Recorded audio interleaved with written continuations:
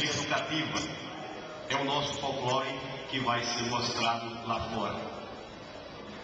Gostaria de agradecer a presença de todos vocês que vieram, porque nós não anunciamos em rádio, nem som, nem nada.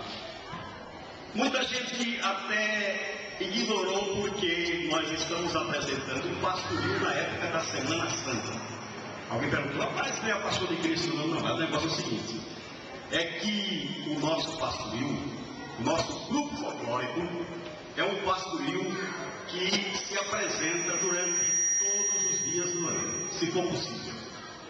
Em qualquer data, em qualquer festividade, nós estaremos presentes, porque é um grupo folclórico. Ele não foi feito exclusivamente para se apresentar no Natal somente. Ele foi feito para todas as festividades, para excursões, e nada melhor do que essas apresentações. De vez em quando ele estará aqui no Espaço Cultural, estará em qualquer festividade aí da cidade e de outras cidades também. Daqui a pouquinho eu vou agradecer as pessoas que estão colaborando com a gente. Mas, antes de mais nada, eu gostaria de não bater muito papo no decorrer dessa apresentação. A gente vai falar um pouco do nosso pastoril a respeito daquilo que nós estamos pretendendo fazer. Hoje, graças a Deus, graças ao prefeito Severino Leão, nós temos essa turma de músicos que, por sinal, uma fita que foi mostrada lá na Secretaria de Cultura do Estado foi muito elogiada.